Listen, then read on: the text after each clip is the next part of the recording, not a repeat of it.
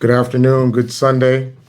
Hope that you are doing well wherever you are on this Sunday afternoon. My name is Shafiq Abdussabur. I'm running for mayor for the city of New Haven. I'm a Democratic candidate. Prior to running for mayor, I was a police officer for 21 and a half years for the city of New Haven. Then I retired. I ran a multi-million dollar business. Then I ran for alder. I did a 6-month tour as alder. I resigned from that position, and then I decided to run for mayor. And so you can catch yourself up on the previous episode that I did last week called Why Am I Running for Mayor? And it'll talk more about some of the things I just talked about. But today I want to talk about something that's very important to me, and it's about my life experiences as a police officer that has brought me to these qualifications to be the next mayor for the city of New Haven. Early on in my career as a police officer, I got on the force in 1996. I think I was like 28 years old at the time. My children, I think I had two children at the time that were roughly around two. I believe they were like 2 and 4, 2 years apart. But nevertheless, the early parts of my career as a police officer were actually very challenging, as well as a learning experience. And today I want to talk to you about three particular incidents that occurred throughout my early on police career that really set the foundation to the person that many people may see now, knowing me as Shafiq, the driving spirit behind a lot of the initiatives that I do, and I'll talk about those, and the positions and the stance that I take very passionately on issues that affect people in communities. The first thing that I'd like to talk about is a incident in which probably around, I believe it was around 1998. And I will not talk about names or anything like that because it's not important for what I'm talking about right now. What is important that you understand how I make my decisions in today and how those decisions were affected by issues in the past. But early on, in around 1998, I was a detective at the New Haven Police Department. And at that particular time, I had a younger brother. He's an adult. He did not have a criminal record. I come from a family of, we call ourselves kind of like cowboys, and we're from the South. We buy guns. We actually pass guns from family generation to generation. But in this particular incident, I bought a firearm. I purchased a legal firearm for my brother for his birthday. His birthday was in September. I believe that I purchased that firearm and gave it to him somewhere between October and November of that year. And then fast forwarding about 7 months later, I think it was early spring around this time, I believe it was May or so, he actually used that firearm to shoot someone inside of his apartment. The individual that he shot, I later discovered was one of my childhood best friends. He suffered from that injury and then later succumbed to the injury where he died. My brother was arrested for that. What people may not know is I actually turned him in. He actually came to my house that exact night. And I immediately called my supervisors at that time and alerted them that I believe someone was shot. I did not know who. I had no idea, but it did not matter. A police officer, somebody comes to your house and tell you that they shot somebody, your job is to get on the phone and, report that incident. And I was able to get the captain to the house, hold my brother here at the time, and then hand him over to then the captain of the department. And that night was a very long night. I didn't know who the person was that was injured, and I had to deal with a whole lot of other issues around that. But what wound up coming from that was this gun that I had purchased for my brother as a gift was actually a gun that was still registered in my name. And because it was, and I had not filed the paperwork that transferred it over to him that I was not aware of at that time, I wind up also getting arrested. Months later, think about 3, 4 months later, I remember going to the captain's office and he said, it's unfortunate this happened, A lot of people, a lot of us in the department did not know about this paperwork. This is a law that we are not even familiar with. But the law is a law, right? And so no one is above the law, neither me at the time as a detective. And I got charged with failing to what they call failure to file transfer papers of a firearm. Though the court still treated that firearm being my brother's because I gave it to him as a gift, it was released, so they did not hold me to that. Um, that was a very uh, super stressful time. I could just tell you, it's super stressful. It was stressful because I was very disappointed and I was upset that my brother got involved in this kind of behavior. These are things that I had worked my whole life to make sure that my younger brother, my sister, my family never got involved in this kind of stuff. And it's like you never think it's going to happen to you. The other was I was disappointed in myself because I felt that as I learned more about filing this paperwork and all of the things that cascaded from that, I was disappointed in myself that even I did not think about it more intently about giving him a firearm for a present. Right? I felt he was responsible. He did not have a record. He had a good job. He was not involved in gangs. He was not a drug dealer. And I was, it was like, hey, this is a great kid. And we've had done this in our family history since, oh my gosh, since probably we were freed from slaves. But nevertheless, now I had to bear this heartbreak of losing my childhood best friend and feeling responsible, right? If there's a certain sense of responsibility. Law and the criminal justice system is not always about how you get out of something. It's about how you feel about the impact of that. And so that was very heartbreaking for me. As time went, I had to go to court and go through all of the court proceedings. They gave me probation.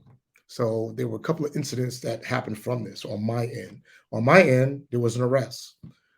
The arrest came with a probation. The probation provided me something that you all may be familiar with now. You talk about more often, accelerated rehabilitation, which is basically AR. You do 2 years of probation. If you successfully complete the probation, then they actually um, cancel out or expunge your record. So you don't even have a record because you did the probation. It's like for first times offenders. And that happened for me. That was a 2-year process. On the back end with the police department at the time, the police chief, which was Chief Waring, I received a 1-day suspension for that. So that incident really, it was an earmark. It was like, it was a gut punch. It was a gut punch. And it took me a long time to really, you never get over that, right? You never get over losing somebody that you grew up with. You never get over losing somebody that you grew up with when your brother did it, and you never get over it when your brother did it with a firearm that you bought for your brother as a present. It's a lot with that, and it took me a lot to get over that with my brother. I was really upset and hurt and angered with him for decades. He did go to prison. He did 18 and a half years in prison. Um, and then he got released and, he did well and he moved out of state. But I'm here and I'm still living in the city of New Haven and I still, um, think about my friend and his family, the children that he left behind, the relatives of his that I know that I often see or I deal with or we have relationships with. And, I pray for him and his family and I work through that. So that was one. Roughly within, I would say, probably a year of that same time period, me and my partner were involved in, we was in a special street detail. They call them DI units. They call it drug interdiction units for people that don't know. Drug interdiction unit is basically officers in uniform that are giving a special charge to go after addressing drug selling or drug dealing in the area. And so we were assigned to an area in New Haven in the Hill, doing drug interdiction or drug dealing or whatever you have. We encountered a young man that we knew that we had information that was selling drugs. During the course of the arrest and at the end of the arrest, he fell unconscious from ingesting drugs. So Wasn't so much the drugs, actually what it was. He had like for the people that know the bundles, and the bundles was inside of a plastic baggie. So there was like about probably four bundles all together. And I believe he panicked during the arrest because he put them in his mouth, tried to swallow them, but it was all inside of a storage bag, a food storage bag. And as a result of that, blocked his windpipe and he went unconscious. And I remember when the medical units, we call the medical units to come, and they were trying to give him air. They couldn't do it. And they pulled this big bag out of his throat, which was very unfortunate. And then he went to the hospital, which I believe he died either at the hospital or en route to the hospital as a result of the complications that was associated with that. What was really uh, striking and painful for me, and really, it's like a wake up call, right? Was that this young man, we found out that night, because after this was all said and done, was the same young man that me and my partner would come out to the beat with then New Haven Register papers, and we would have jobs circled for him, trying to get him a job. Right, he wasn't in school often; he had a lot going on, but we had known him and we were working with him. And even that night, we kept saying to ourselves, like, man, if we had known this was oh boy, we could have actually sat down and talked with him, but we didn't. I mean, it turned into a foot chase, and it went from foot chase to a scuffle to an arrest to him ingesting these drugs and to later going to the ambulance and then going to the hospital. And that for me helped me to re-understand, like, what is policing even about? Like, what is this all about? We're out here, they give us these orders to go after these drug dealers. We go after these drug dealers. Nobody never tell you that somebody that's selling drugs or using drugs or whatever, that this is going to be the end of that. Right. And so, and then nobody comes back and tells you how to deal with it. No one comes back and says, oh, how do you feel about this happened? And you want to go talk to the parent and explain to the parent what happened or have conversation. Policies of the department at the time doesn't even allow you to go to the parent and like send flowers or a card or say, hey, sorry for your loss, because you're an agent of the government, you're an agent of the city. To do that means that you're admitting guilt on the city's behalf. That opens the city up for more liability. So it's really like this, just don't speak order, right? This don't speak order. But it helped me to speak to myself as to how much do I want to put myself out there in a community to have this happen again? Because, for me, life is, I don't want the same bad thing happening again and again, especially when you're a police officer and I live in this city, right? So I always wanted to be the type of officer that no matter what it was when I saw you out on the beat or I'm working, that's me working. And we don't need to take that when I'm off work, because when I'm off work, I ain't trying to bother you and you shouldn't be trying to bother me. And it's not that serious. But that incident for me, that was very serious, because now that came right within probably 18 months of this other incident with my childhood best friend. So here I'm finding myself like, hey, what's going on? With this incident, with this young man, dying after this arrest, that came with nothing. It was, I think there was an internal affairs, but it was very short. The chief cleared us. I remember sitting in the chief's office that time. He brought me and my partner right in the office, and he looked me dead in the face and he said, "I'm reading this report." He said, "And I just want to commend you for not pulling out your weapon and shooting him." He said, "Because based on the report that I'm reading, you had every right to do that." He said, "So the fact that you didn't do that," he's like, "I commend you on that." And that was the same chief, right? The same chief that had given me a day suspension prior, about a year prior. So that was telling. That incident happened, I believe, around 2000. That was 2000. That was 2000 and around in October, because my son was born in September, and that's how I remember that. And that happened around, I think it's September, October, November, December, January 1st, New Year's Eve, College Street, College and Martin Luther, what you now know as Martin Luther King Boulevard, which is actually Route 34. The Alexion building is there now, but it wasn't there before. We got a DWI cone set up. DWI cones, all the cones are set up. It's New Year's Eve. The cars are coming in from downtown. We're on a DWI detail. I think that day I had already worked probably, I don't know, I was on my second shift. This was overtime. Me and my partner were out there, about 4 or 5 cops. Cars come up to the cones, they stop. You roll your window down. We got to smell your breath or try to see your eyes and etc. Had one car pull up, 2 people in the car, 2 young black men. That car pulls up. Officer knocks on the window. Driver doesn't want to put the window down. Passengers laying way back in the seat.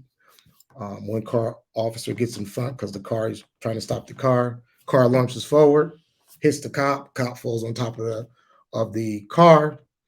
Um, One of the officers get the window down on the other side of the car.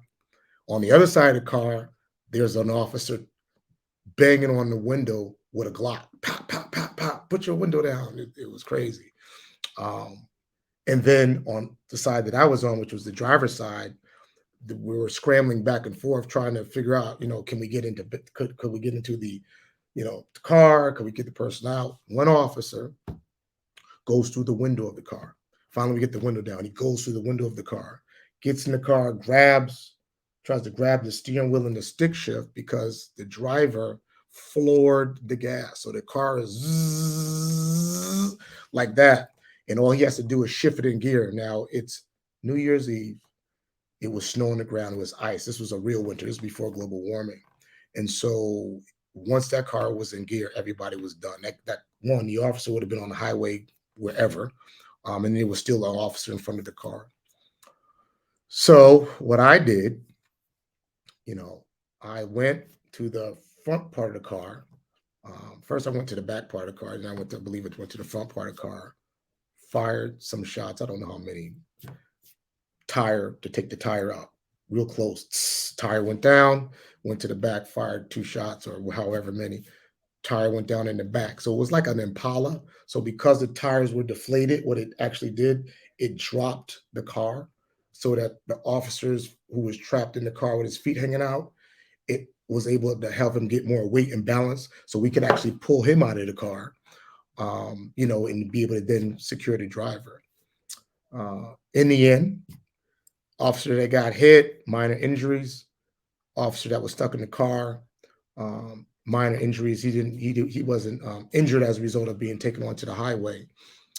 Nobody in the car was hurt. So the driver didn't get beat up. The passenger didn't get beat up. No one got shot. No one got hit from a ricochet.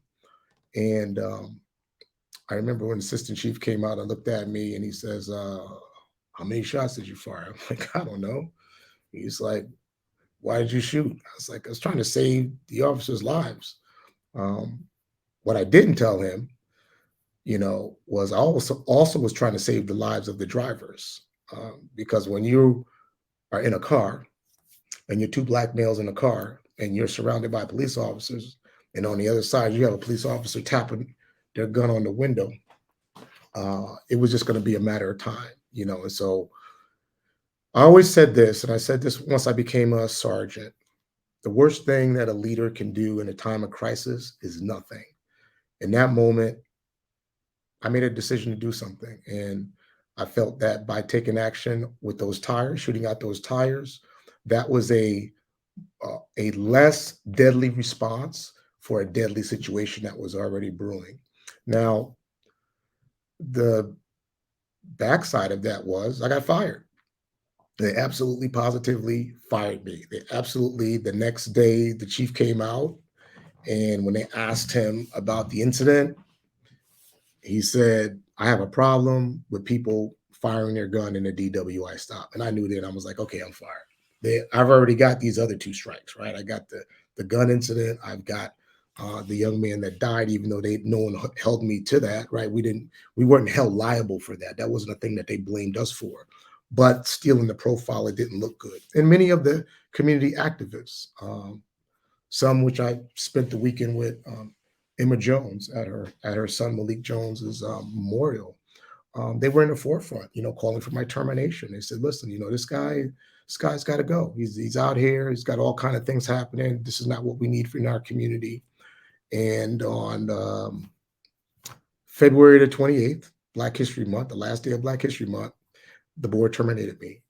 And they terminated me for what they call it course of conduct, which is like you keep breaking the rules, and so you're out. What was really interesting with that termination was the turning point in my life.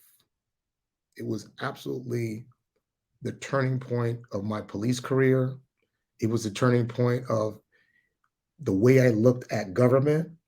It was a turning point, the way I looked at how our American society deals with different people of different cultures and races and religions and age groups and social groups. Because the number one driving cause of my termination from the documents, which I still keep, I archive all that stuff, was they said I violated the department's use of force policy. Now, this is 2001. And they said I violated the use of force policy, and they went on record to say why. They said, because if I believe that that driver had endangered officers and was going to be a danger to the other officer taking off and going onto the highway, which they agreed to it. They said that according to our department policy, I was supposed to shoot the driver right here, or right here. That would have kept me within the use of force policy. And that is because, based on the science and based on what the policy was written on, they call it a general order, that by shooting the driver right here, because that's your executive function of your brain, being shot right here instantaneously kills you. It shuts you down. Or being shot right here would do the same thing. So when they cross-examined the firearm instructor, the police commissioner said, well, if Officer Abdussabur would have did that, would he have been in compliance with the policy? And they said, absolutely. And I sat in that chair and I was like, hell no. Ain't gonna happen. Ain't gonna happen today. Ain't gonna happen tomorrow. And I ain't trying to make it happen in the future. And so they terminated me. And I stood on that termination with honor, that I felt at that point, if this is what the culmination of being a police officer in America was about, then it's in God's hands. And so the result of that was, it's just 15 months of just agonizing life, right? Here I am, terminated. I've got 4 kids. My youngest son was like 6 months. And then everybody else is like 2. My daughter's 2.5. My other son is 4.5. My other son is like 6.5. When they terminated me, I had 1 paycheck left. It's $132, I believe. I picked that up. And I had no medical, all the medical canceled. And I had to go then down to Bassett Street, where the welfare office was, and apply for food stamps or whatever other welfare assistance that they had. And I remember standing in that line with like my heart in my throat, right? It's like, I'm from the hood, so like I'm from New Haven, so it wasn't my first time in the welfare office. I mean, I've been in welfare office growing up as a kid, so that wasn't nothing new. It wasn't my first time getting food stamps. I grew up with food stamps as a kid, the red quarters and the blue nickels and the, different color money. But what it was me standing there saying, how did I get here? Like, I started off a career to be a person to help move my community forward. And I've been in these situations where it doesn't feel like I'm moving my community forward. It feels like I'm part of, in some ways, the barriers, right, that our people, Black people, deal with. So I stood in that line. It was about 5 people, 2 in front of me, maybe 2 people behind me. And I'm waiting to get in line. I'm like, this stuff has been all in the newspaper, right? So they ran all the stories, cop who gives brother gun, blah, blah, blah. A cop who arrests person dies, cop who shoots car on New Year's. So I'm like, it's this running series of like a running Netflix series of me being this, this type of cop. And I have I believe, less than 4 years on the job. So it's early on in my career. And so I'm standing in this line, in this welfare line, poor lighting, the welfare office, dark as dim. And I'm like, man, how did I get here, man? This is low. This is a low point for me. This is bad. And it was a young lady behind me, and she said, "Hey, Shafiq." And I was like, "Hey, how you doing?" I'm like, "I don't know this person." She was like, "Good job, Shafiq. You looked out for the community. Good job. We got you." And I was like, "Okay." And I looked over to the left, and there was some people sitting on the bench, and they was not there. They was like, "Yeah." They was like, "You did the right thing." And like my whole body, it was just like a chill went over my body. So then I go back in the back and I start processing me. There's a lady back there, and she was white. And so, I'm sitting there and we're filling out the paperwork. And she said, "We saw what you did in the news." And like my mind just instantly, like a brain freeze, like, which one? Right. And she says, "We saw what you did in the news and you didn't shoot that young man. And that was brave. And we appreciate you for that." She's like, "But we're going to take care of you. We're going to get your application and stuff." And so it really was a turning point in my mind that, this is like real serious stuff. And I was out of work for 15 months.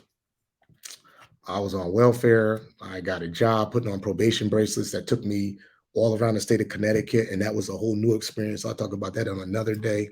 But I got a job. I think it was a company called EMS, and we put on electronic monitoring service. They were out of California. They was based in Connecticut. They had a office in Meriden, and I got hired there by my man Josh Lindo. Shout out to Josh. And I did that for literally about 15 months. I tried to apply to a couple of departments while I was, out. I was out of work. I went to one department in North Branford. They offered me a job, but they didn't give me the job because they felt that I was going to get my job back through arbitration. The union filed the arbitration papers, and then it was just a matter of going before the state board in Withersfield to get my job back. I filed for unemployment. City of New Haven hired an attorney to block my unemployment. I didn't have money for an attorney, so here I am in the unemployment office, and didn't even know they could block your unemployment office in a hearing with the chief, their hired lawyer, their HR person, and they're like, "We ain't giving this dude no money. He violated policy," but um, unemployment office sided with me and gave me my unemployment benefits, which was really good. 9/11 came, right? The World Trade Center incident, that tragedy happened in September, the same week that I was supposed to go and have my hearing to get my job back. All the airports were shut down, so they delayed the hearing. So that even put my hearing back 8 more months, which was just like, and then I got a job working at Thule in Seymour, where I made it was the bicycle racks that go in your car, working with people from just different places, man, different walks of life. And then I still want to be a cop, and and my wife kind of gave me a wake up call. She was like, "You're not gonna get your job back, man. You need to like snap out of it and move forward in your career and do what you got to do." And it was right around I was starting to process my mind around that is when we got the call to go and do the hearing, and then we did the hearing, and the state sided with me and the union for me to have my job back. Actually, what the state said was this: they said that even if the city believed that I had violated this particular policy, that this policy was trainable, that the mistake that I made, mind you, this was just really interesting. It says that this mistake that I made in violating the policy was correctable through training.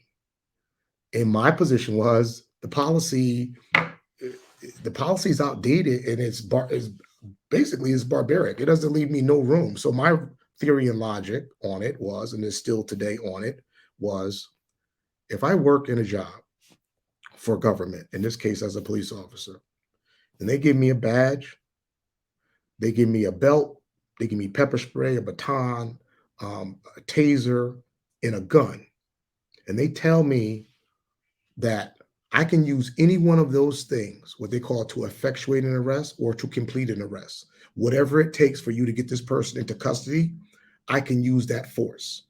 And if that force can end with me being able to use that gun against them, then my thing is, why couldn't I use that gun to shoot out a tire? Because that would still help me make the arrest. So even till today, I still stand that the policy was antiquated. And I stood on that. And that became where I lived my entire police, because I had to come back to work. And it was really a different challenge. You know, you coming back to the police department where you got terminated, you've been out of work for 15 months. They made me go back through a little a little abridged bird or a shortened portion of the academy where I had to have an FTO, which is a field training officer. They put me on a walking beat by myself. They moved me out of the old neighborhood that I was in, which was the Hill, and they put me in Dixwell Plaza. So I was walking Dixwell Plaza by myself until they finally found me a partner about maybe a year later. Then I was on a walking beat for another 4 years. But I would tell you this, best thing that ever happened to me. Best thing that ever happened to me. Because what did I learn? What I learned was, after not knowing the law, or that law around that paperwork with the incident with the firearm with my brother, I went and got me a certification in the NRA as a law enforcement instructor, a national law enforcement instructor. So I went and paid, went to Allentown, Pennsylvania. Cost me about $3,000 from all of the material in the class. I signed up, used my own money, went there for a whole week, and got an entire certification training on using firearms, the laws around firearms, the laws around deadly force, the laws around writing policy. I came back to New Haven, and I was actually more qualified as a patrol officer with that certification than the people that was actually running the firearms division. But what it gave me was knowledge. I didn't want to ever be in a situation again to be back where I was the first time and not knowing all these laws and all these uses and all of this stuff. And so that motivated me even more to start looking at, how do we use force as a police officer? And are our policies making sense? And do our policies match with the things that we need to do in society? And I started making policy changes inside of the police department around those use of force policies that we had. So that motivated me. What also motivated me was conflicts in our community. You know, what are those conflicts that we can avoid and not bring a gun to address? So I started looking at a lot of the stuff that the young people are dealing with in the city of New Haven, growing up at that time, and the youth were having fights and all this other stuff. And also coming back from that time was the same time, 2006, 2006, when Joanna Cole, which was my cousin, was gunned down, 13 years old. And that helped me understand better, what can I do as a police officer to get in front of gun violence in this city? And so we started CT Rabat, Connecticut Retreat. That's what it's called. And we got young brothers together, took them camping. The first CT Rabat program that we did was actually funded by police officers. I went to all my police officer friends and said, I need $25, I need $10, I need to buy these camping gear. I went to the captains and everybody. I asked the liquor store, asked the corner store, give me money, give me money, give me money. We taking kids camping for 3 days. And we took kids camping for 3 days. And we had a chance to build bonds with those students, those young boys. They became mentees. We became their mentors. And many of them till today are on this campaign trail with me now as mayor. I mentored them when they were younger, and now they're with me and alive, thankfully, and alive. And so I was motivated to do more gun violence prevention. Policing at that time, and I believe still till the day, does not train officers how to do gun violence prevention. It trains officers how to do gun violence reaction. We officers react to gun violence. They react to the gun. They're reacting to the arrest of the gun. They're reacting to, I think you have a gun, but there's no emphasis on putting on prevention. And I wanted to do prevention. So I made it a promise. It's like, what could I do for my childhood friend? I couldn't bring him back. I couldn't undo giving the gun to my brother as a present. I couldn't undo that. But I felt like what I could do is I could pledge my life and commit myself to a life of gun violence prevention and live in that space. And even though sometimes that space was difficult, it was reinforced when I lost my little cousin who was 13 years old. Um, because the day she got shot and killed is the day I actually took off from work.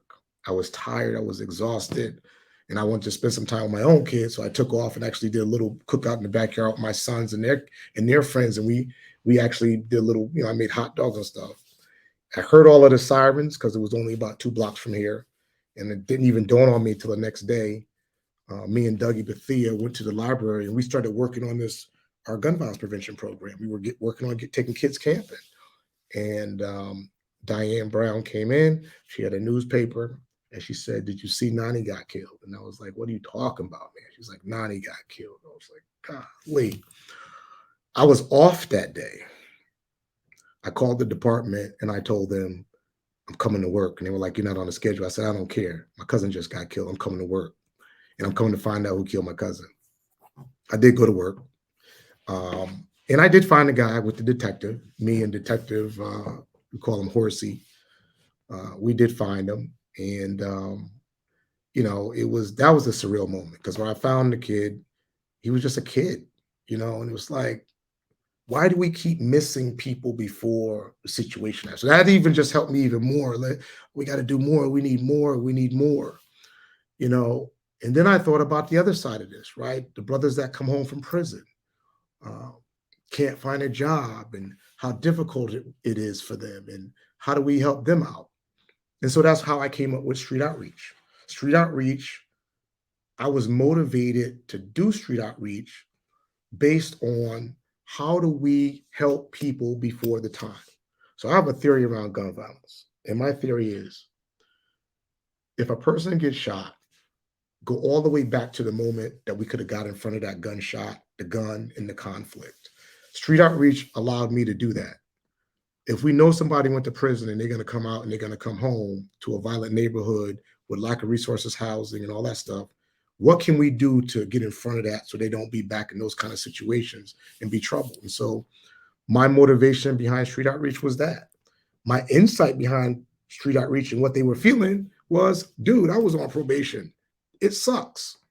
It absolutely sucks to be on probation, and it was crazy for me because I was on probation and I was still a cop because while I was on probation, I didn't lose my job. I was on probation and the conditions was I had to leave my police firearm in the locker room at work. I could not bring it home. I had to leave it home at work, but I was on probation. I did 200 hours of community service at the Broadway Soup Kitchen, making food for the homeless and feeding homeless people. That's where I spent 200 hours of community service. When you're on probation, it absolutely sucks. It's demeaning. It's demoralizing. It makes you feel less than. You're technically kind of like perpetually under arrest because once you sign off on the probation document, they can come in and search your house at any given time. You can get called in if if you commit a crime, no matter how small, they can violate your probation based on that. And then the other thing that I didn't even know, you got to pay for probation, so it's not even free. So in order for you to get probation, the judge got to grant it, and then you got to pay for it. So it's like, man, those are things that obviously, as a police officer, was never taught that. That was a real life lesson. That's called, hard knocks that I learned, lessons I learned as a police officer. So what motivates me today to be out here and do this work that I do? And for some of you that know me and oh, Shafiq is relatable because I'm you. I'm you. I'm a dude grew up in New Haven, tried to make the city better. I got into a very complicated, volatile, dangerous, and often controversial field of work called policing. It didn't come with rules or a guidebook, the black man's guide to how to become a cop and all this other stuff. It didn't come with that. It came with you getting involved in the profession, learning it, learning what they taught you. And sometimes when you make mistakes or errors, they're unforgiving, right? There's an unforgiving environment. But I can tell you this 21 and a half years, as I was able to fast forward once I got back on the police department, I think I returned back in 2022. I'm sorry, 2002. Wow, 2022 is 2 years ago, right? But I got back on in 2002 and my career took off. I remember getting my hair cut. Mr.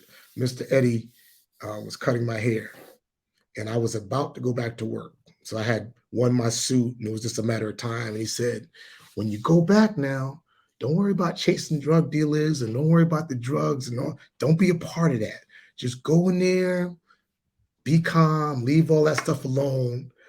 He said, because when you start messing around with those drug arrests and all that stuff, you start messing with other people money. And that stuck with me because Mr. Eddie, he was a big Mason and he knew stuff. And I was like, start trying to use my brain, right? And so when I came back to work, they put me in Dixville. I was stationed at the Stetson Library, which I grew up at. So it was perfect. And I started running art programs out of there as a cop. We did kids come in and we played chess while I was working. We did art with kids while they was working. On my days off, I came back and did art programs with the librarians. And we just made it into like a community cultural center. And it worked out. And what really was astounding, within 1 year of being back to work, doing that kind of work, I probably got over when the police awards came out, I got like 6 citations. And they were like, oh, yeah, you got a citation for this. I got a citation, I believe it was from the Justice Department for creating safe communities. And I was like, I was teaching kids how to finger paint. And it dawned on me, this is what society wants. What society wants and what government wants is two different things. Do I do what government wants or do I do what society wants? Society is the people. You sided with the people before, Shafiq. You shot tires, you didn't shoot a dude in the head. You sided with the people. So if you sided with the people, then keep siding with the people. So that's when I took my stance and I said, I'm going to police and be a police officer for people, for purpose, for passion. And that's what I did. And that's how the rest of my career went on out. I mean, we did great programs. I was able to work with a lot of young people, help even officers and mentor officers, which I believe is one of my proudest moments, is me being able to mentor officers so that they would not make the mistakes that I made early on, right?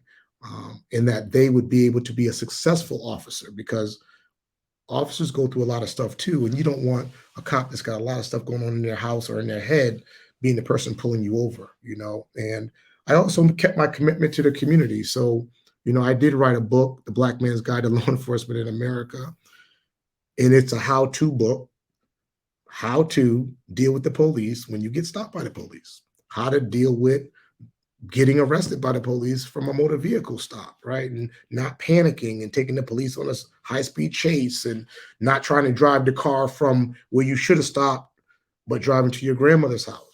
And I remember when I put that book together, it did make a lot of people nervous in the department because they thought that I was going to release the thin blue line. Like, oh, this dude's going to release the thin blue line. And they came for me, but we're not here to talk about that. We'll leave that alone. But they absolutely came for me. I got persecuted for releasing that book, but it was okay because by that time, 2009, I just had to stand up straight in my faith. I had to believe in God in the last day and do what was right for the people, as we would say, come hell or high water. And if I was going to be persecuted by the department for that, one thing I learned from the past incidents, I'd rather be persecuted by the department than to be persecuted by the people, because I'm always going to stand aside with the people. So these are things that drive me as a guy running for mayor. I'm not, and never claim to be, and never will claim to be, the perfect New Haven resident or citizen. What I will claim to be is a passionate New Haven resident and citizen. I'm a kid that grew up in these streets out here like everybody else, from poverty, from hardworking parents. Everything that I had and everything that I have worked to build it, to rebuild it, and to maintain it. I believe in strong family values.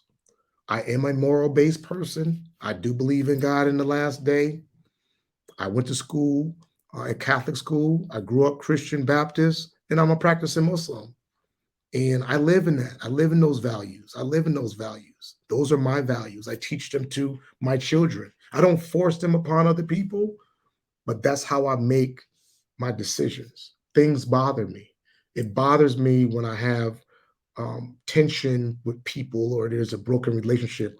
I have to go back and fix that, and that is why, even with this, and I'm, talking about this, my childhood best friend, I had a chance to talk to his father and spend some time with his father and his sister. His father has since passed.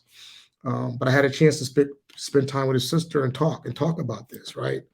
Um, the young man that died from the drug overdose. I had a chance to talk with his mother and really help her and help me, right? Have closure to that.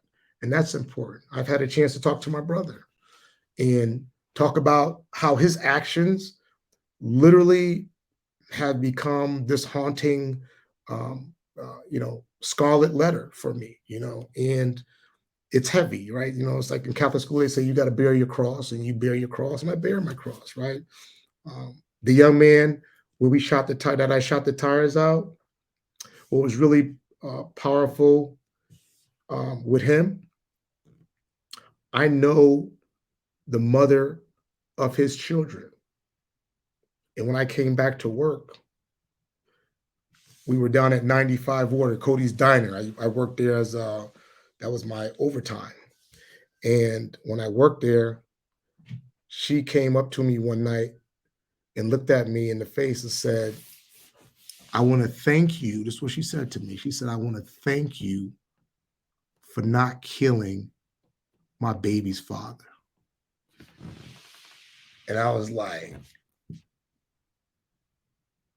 wow.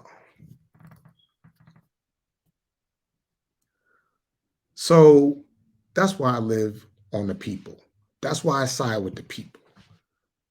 People ask me, why did you step down at the Board of Alders? People. That's why. People. I could run for office. I could do that. That's 56 years old. Run for office from now till I'm 80 years old if I wanted to, right? God willing. But what I can't do, I can't save a person 20 years from now that needs help right now, that needs me right now, that needs me to fight for them right now. And so that's what this was about. So, I appreciate y'all for listening, and I think this is important.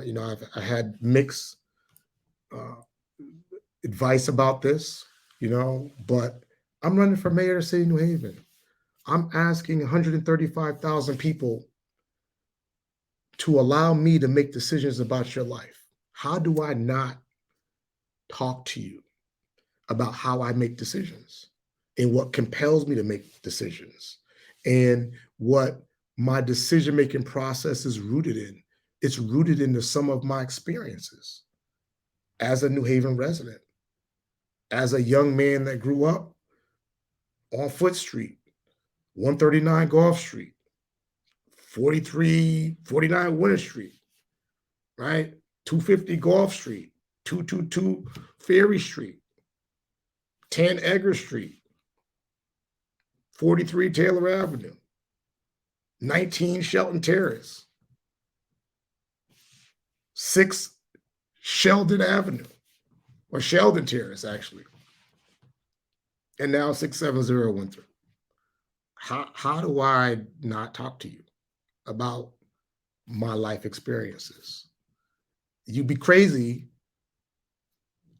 to not to vote for somebody that don't share that with you because you don't know how they're making their decisions, which is why we see a lot of stuff we see in our society. So I'm not going to make this about that by making this about me. This is about me. Like all people out there, I like to learn from my experiences, and I like to believe that the experiences that I have encountered that were traumatic, that were unpleasant, um, that were in cases things that I were not proud of, that those experiences help shape and mold me and build me and give me more character and life experience and experiences at different levels of my life to help me be able to relate to people. So when people tell me they're struggling, I know what struggling is like because I know what it's like to wait for a welfare check. I know what it's like to wait for a welfare check.